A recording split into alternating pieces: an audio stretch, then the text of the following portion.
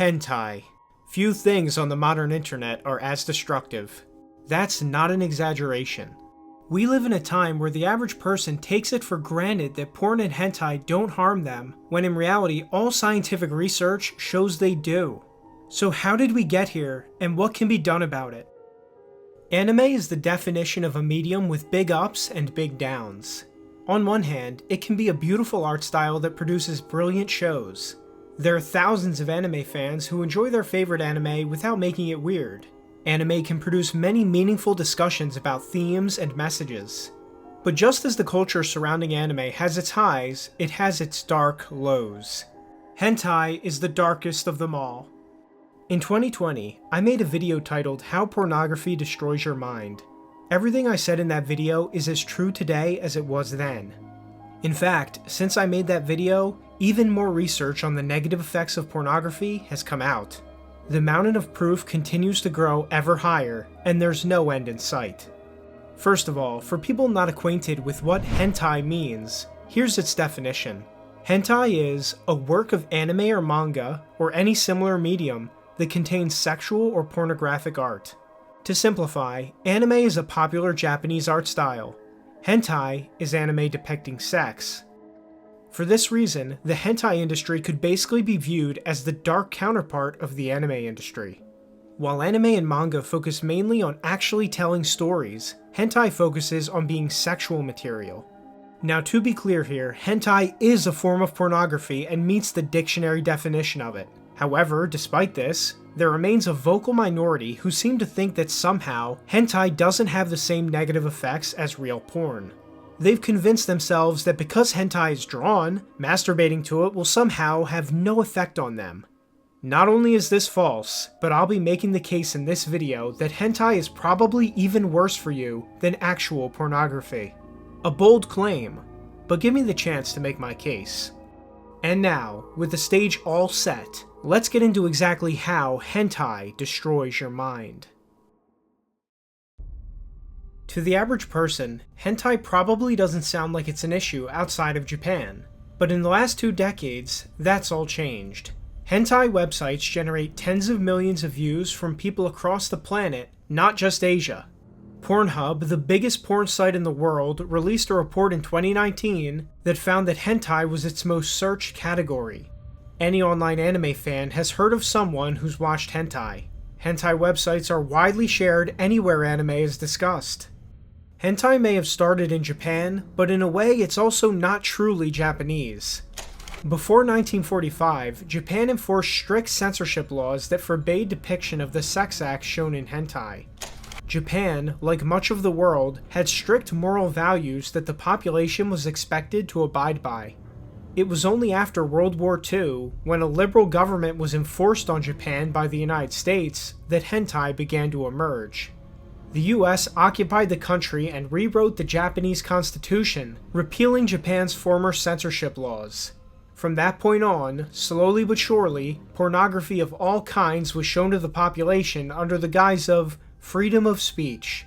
One might look at it as a sick way for the occupiers to pacify the Japanese people.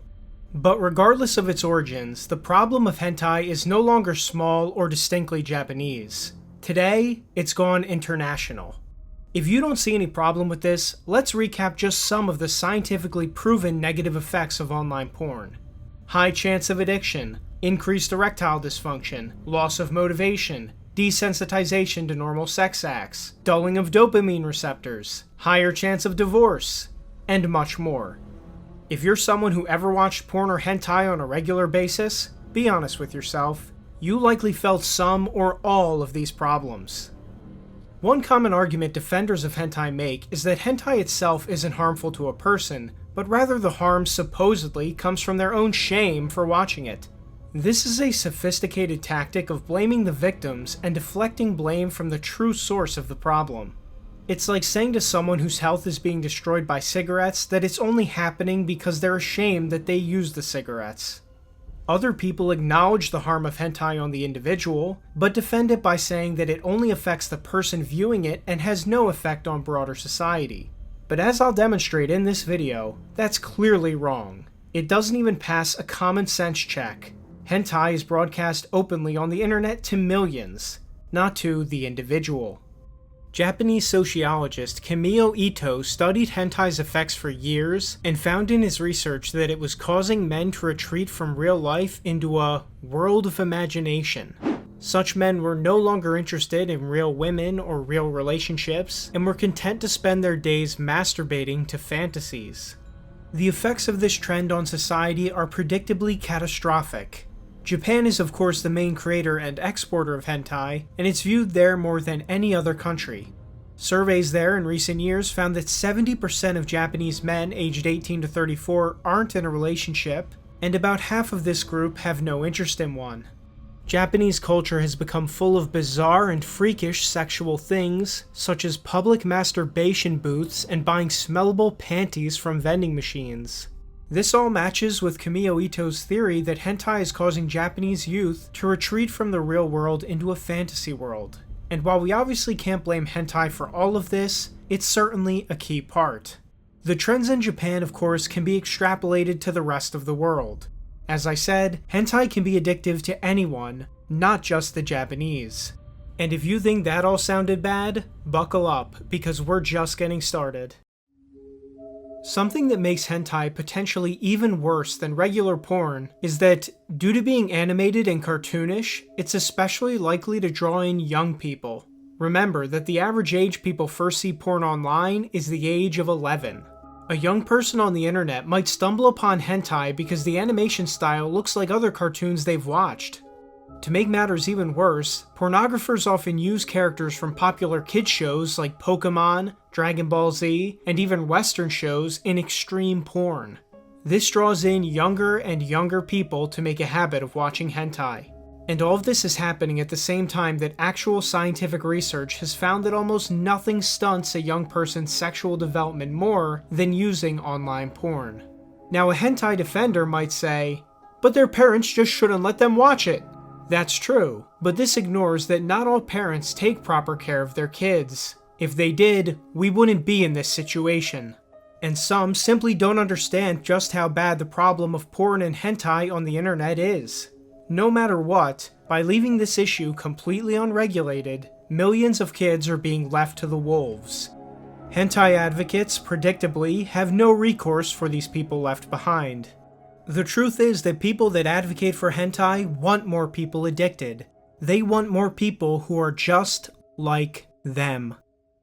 Speaking of children, we should now talk about how hentai actually gets much darker than just showing sex. We can start with one of the most disgusting examples, the lolicon genre. Now, the term lolicon itself should immediately ring alarm bells to any normal person. This is because it's based on the phrase lolita, which is a synonym for a young prepubescent girl, and this genre is exactly as twisted as you would expect. It shows sex involving young prepubescent girls, from preteens down to toddlers.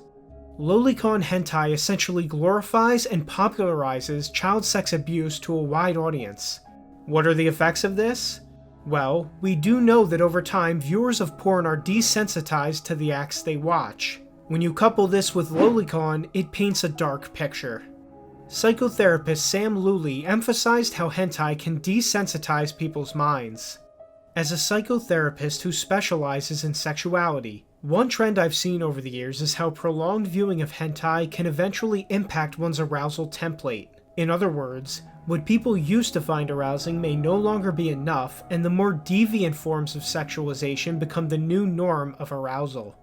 He wrote about lolicon specifically. What can be problematic is that these types of cartoon depictions of willing, childlike sexual encounters normalize children as appropriate sexual partners. When a child is sexualized, the old social norms that protect children as off-limits are chipped away at and blurred. Thus, any kind of objectification of children as sex objects can either legitimize child sexual abuse or minimize its impact. Well, you heard the psychotherapist. Let's trust the science. But sadly, even this lowest form of hentai has its defenders. This 12-year-old girl, yes, maybe a 12-year-old girl, but it is just a drawing of a fictional 12-year-old girl. Nobody can do anything directly to this 12-year-old girl that will put them in harm's way in any kind of physical or emotional sense, because this 12-year-old girl you speak of never existed in the first place. Well done addressing an argument that absolutely no one is making. The issue is the viewer, not the character. But people who argue in favor of this do not do so in good faith. They are essentially all either terminally online porn addicts or actual pedophiles. You might find them on websites like Twitter, where their feed is nothing but them arguing with normal people who are against sexualizing children.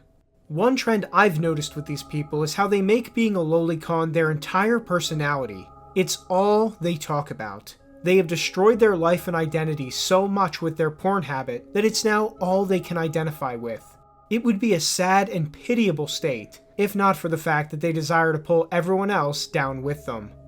There's one particular case that should be noted here. On YouTube, there's a highly viewed video defending lolicon by a user named Mr. Cynical. He also goes by the name Burn or Rika, and you'll soon see why he's always changing his name. One of the key arguments of his video is that fiction supposedly doesn't impact a person in reality. Never mind all the science I just talked about. He claims that someone can be sexually attracted to animated children without being sexually attracted to real children. Well, Mr. Cynical later admitted to engaging in sex tourism in Thailand with child prostitutes. Everyone's like, oh, you rape these children, you rape these children. I'm like, no, it's fuck rape, you know. That guy. Well, you still fucked them, right? Yeah, I had sex with them. Just And wait, that was in Thailand. yes. Shit. He also posted sexualized pictures of his underage sister's feet to the internet. This man spent an entire 40-minute video arguing how viewing child hentai doesn't make someone a pedophile, and then ended up being an active pedophile.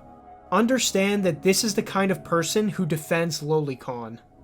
That's what you call ironic. Now with hentai, it isn't even just lolicon that's the problem. Hentai is full of disgusting and unnatural fetishes that it sells to its viewers. Rape, torture, bestiality, gore, it's all there. The hentai industry is actively creating people whose views of sex are utterly horrifying. And this doesn't just impact minors.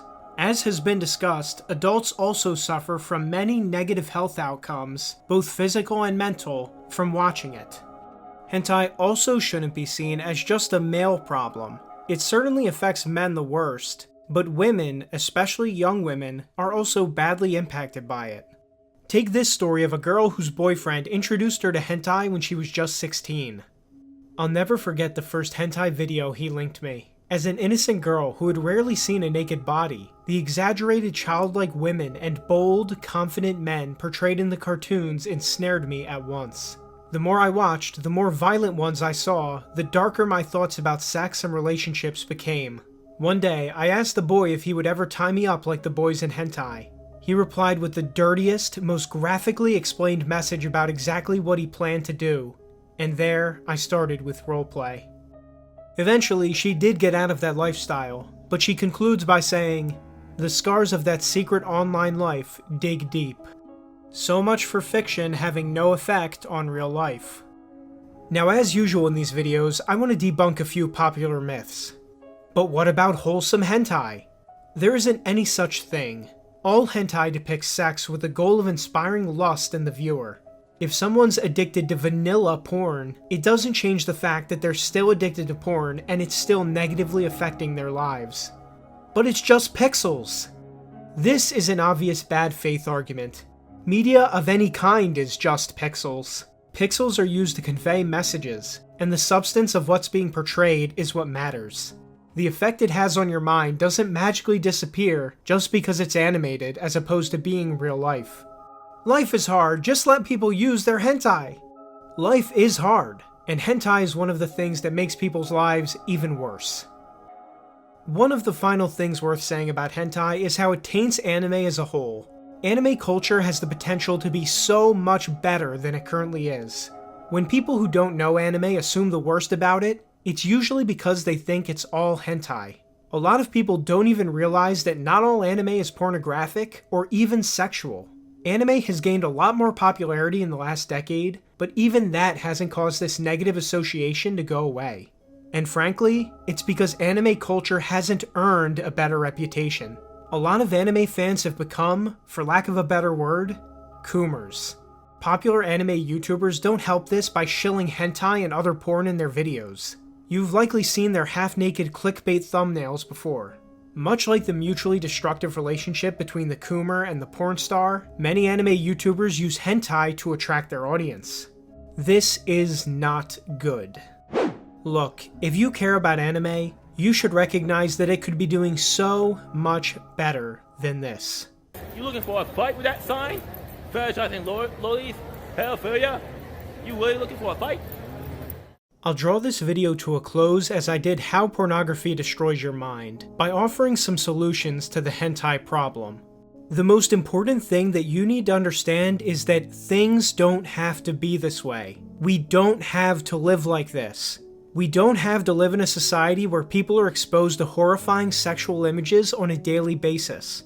The first solution is obvious. If you personally look at hentai, quit immediately. Save yourself from the black hole it's pulling you into.